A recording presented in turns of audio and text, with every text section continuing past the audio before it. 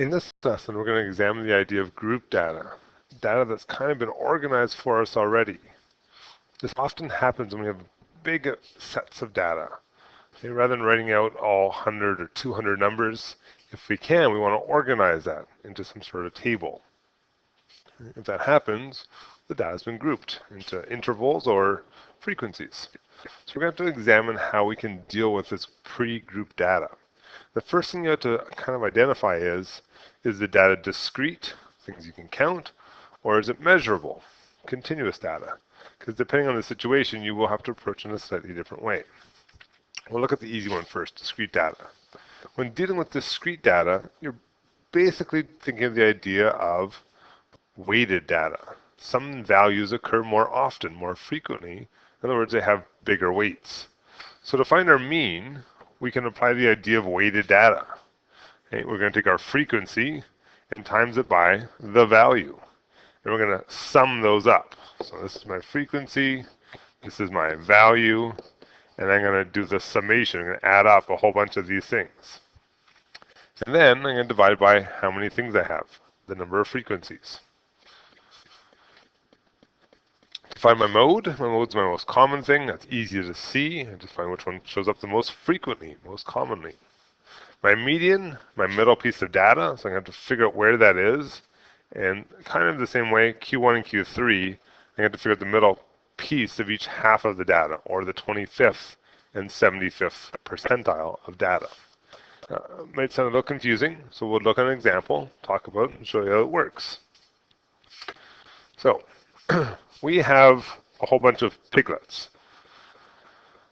Okay, we want to find the mean, median, mode, and IQR for these piglets. Now, what this table is trying to show us is that on a farm, there are 8 piglets that happened in this litter. And that's happened 8 times. In other words, we have raw data that there are 8 eights. Now, I could type all this into my graphing calculator the way it is, 8 eighths, and then 16 nines. But as you can see, this is going to get really complicated, time-consuming, painful to do. And I have to enter 21 tens and 33 elevens and 40 twelves. We don't want to do that. So we're going to approach this in a different way, the idea of weighted data. So I want to find the average number of piglets, how many pigs on average, or piglets on average that each pig have. I'm going to take my formula, which is my frequency times my value, this thing right here, and say we had 8 times there were 8 piglets, and 16 times there were 9 piglets, and 21 times there were 10 piglets, and so on and so on and so on, until we get to the last one. 7 times there was 14 piglets, and 6 times there were 15 piglets. And we're going to divide that by the sum of our frequencies. In other words, 8 plus 16, notice we're adding this column, okay? Those are my frequencies. And 21 and ... 7 and 6. Okay? And if we do that, we'll figure out each number top and bottom separately. We should get 11.31. Don't try to put all your calc at one time. Figure out the top number, all the multiplying and adding. The bottom number here, if you want to, this is 160. Okay, but try and figure them out separately. Okay, there's our mean. Mode's the next easiest one to find. Actually, mode's the easiest one to find. What number occurs the most frequently? Well, if this is my frequencies, the one that shows up the most, there's 40 of them, is 12. That's pretty quick. Okay, my median and my IQR. To do these next two, we kind of need to add a column to our table. We need to add a cumulative frequency column. So after the first interval, we've had 8. After the first 2, we're up to 24. We add, right? Just like we did when we did cumulative frequency diagrams. We'll have 45, and add 33, you get 78. Add 40 is 128. Add 19 is 147. 154, and 160, which, if you notice, is the sum of the frequencies, the number of pieces of data that we had. Now, why do I need that? Well, to find my median is my halfway piece of data. How many pieces of data do we have? We have 160. So to figure out where the halfway point is, we add 1 and divide by 2. So that's 161. That's 80.5. That's the 80th 0.5 piece of data. Where is that? If I go back to thinking about how these numbers work, 8 8s, and then 16 9s, and then 21 10s. Well, if I think about that, combined with my cumulative frequency column, I can figure out where the 80th piece of data is. I know the 78th piece of data is a 11. And the next 40 numbers after that, all the way up to 128, are all 12s. So what's the 80th 0.5 piece of data, halfway between 80 and 81? Well, if 80 and 81 are both 12s, the 80.5 also has to be a 12.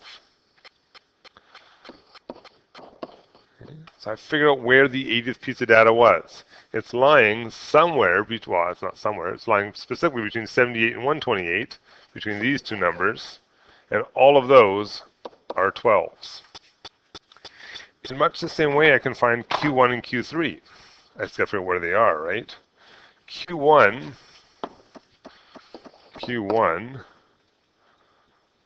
would be 25% of my data, 160. Tells me where it lies. That's the 40th piece of data.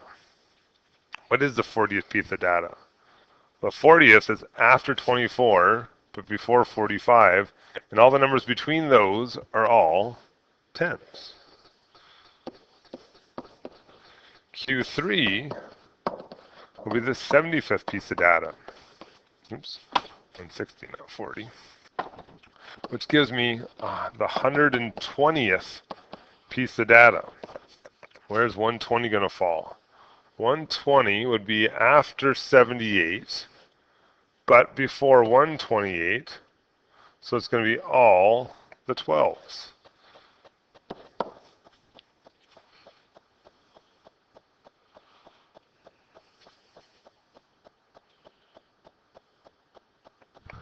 Okay. And then if I take my Q3 and Q1, I can find my IQR.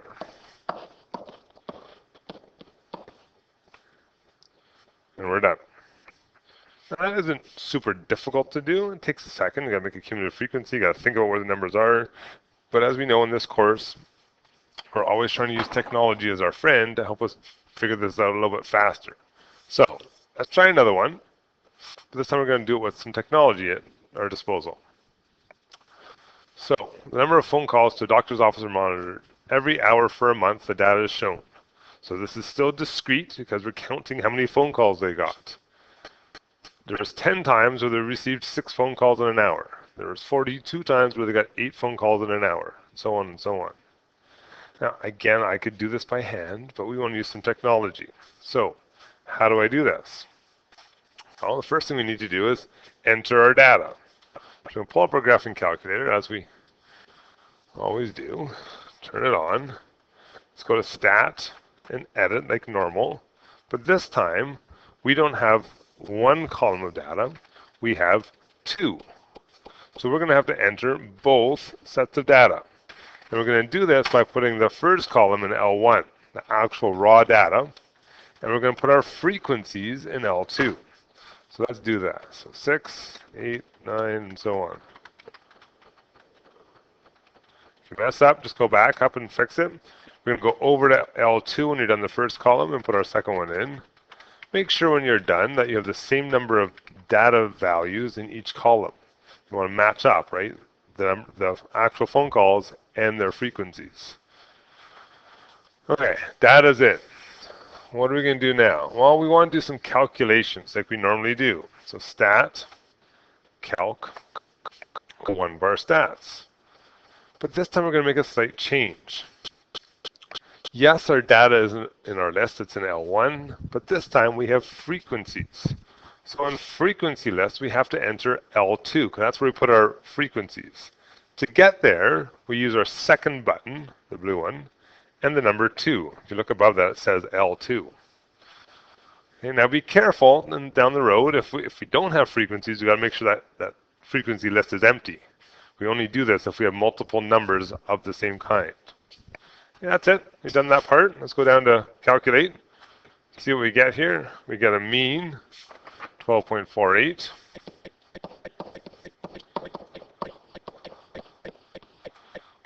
Median, that would be down below, of 12. Mode, not found in my calculator, but really easy to find in the table, 63 twelves. Okay, we want to find our standard deviation. Okay, always SX unless we say it's a population. So we'll go back up. We want to find S, 4.23. Our variance, you might remember, is standard deviation squared. So we're going to square that number. Just type it into your calculator. You should get 17.89. Okay, that's not found in our graphing calculator either. We have to find that one. Our range is always our highest minus our lowest. We can see those. We got a max of 25, a min of 6. Now, I didn't really need the calculator to do that because in my table, my max is 25 and my min is 6. But just to check. And my IQR, Q3 is 15, Q1 is 9. So I get 6. So there's all the parts and pieces. Using technology, pretty quick, right? In case you want to write down instructions, here are our instructions as usual. Okay, so enter our data.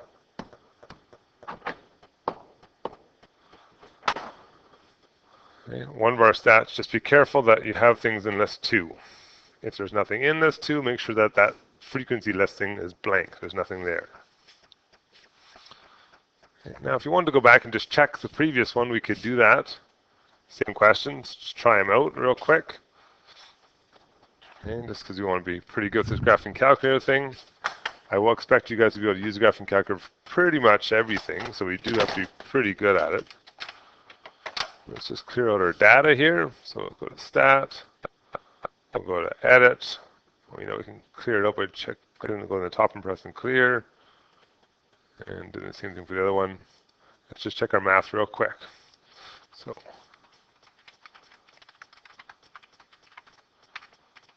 we want to be careful that we have all the right numbers in the right spots. We have the same number of things in each column. We're going to do Stat. We're going to do Calc. One of our stats. Notice that it stays there, frequency list, unless you change it. So let's go to Calculate. Let's see how we did. 11.31. Yep, pretty good. Mode we can't get on our calculator. Median, we had to do some work to get the 12. Oh, no typo there. It should be 11. Oh, what did I do? Let's take a look. 160 plus 1 is 81. 80.5. 80.5. Oh. My problem wasn't where it was. It's my adding. Let's do a little fix here. You know, there's not 128.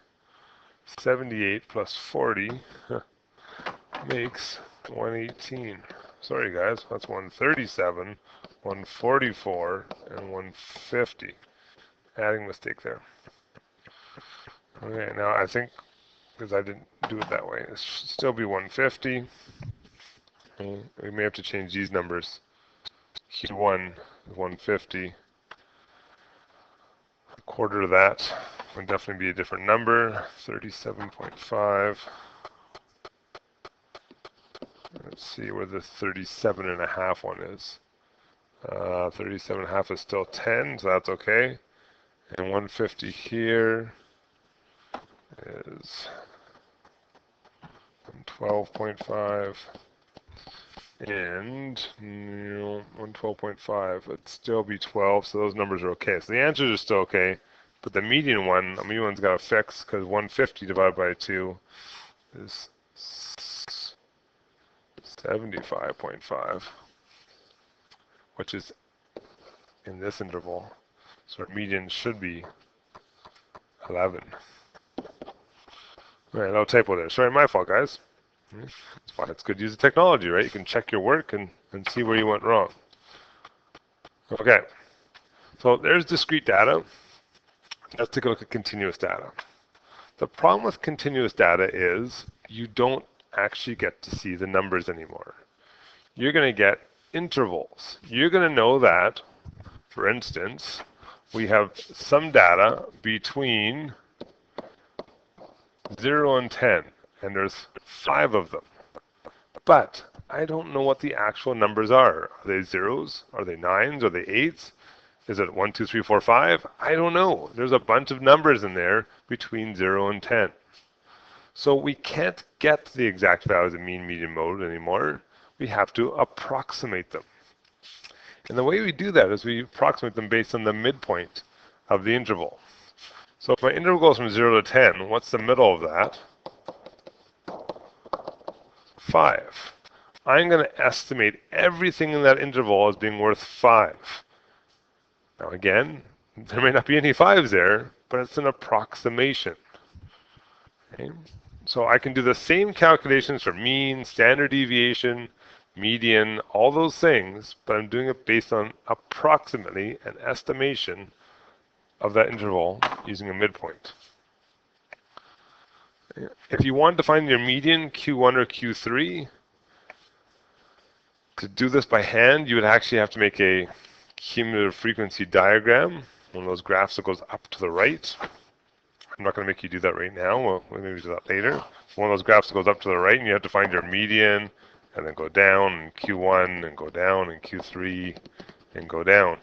But we can kind of avoid that by using our technology. How's this going to work? Let's take a look at an example. So 100 seedlings were measured. Their heights are recorded. So there's 8 trees that are somewhere between 1 and 3. But I don't know what they are. I don't know if they're 1s, 1.5s, 2s, 2.9s, who knows? So I'm going to have to estimate. To do that, I'm going to use my midpoint. What's halfway between 1 and 3?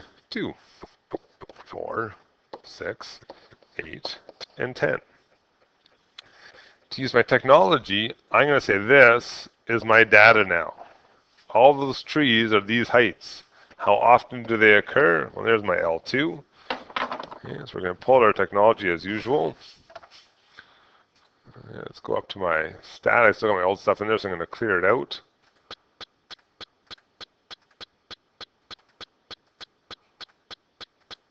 We're going to put in our midpoints. We're going to go over and put in our frequencies. Make sure our columns have the same number of things in them. Stat, calc, 1 var stats, no surprises here. Make sure our frequency list still has L2 there. And what do we get? Let's write some things down. Our mean, 5.5.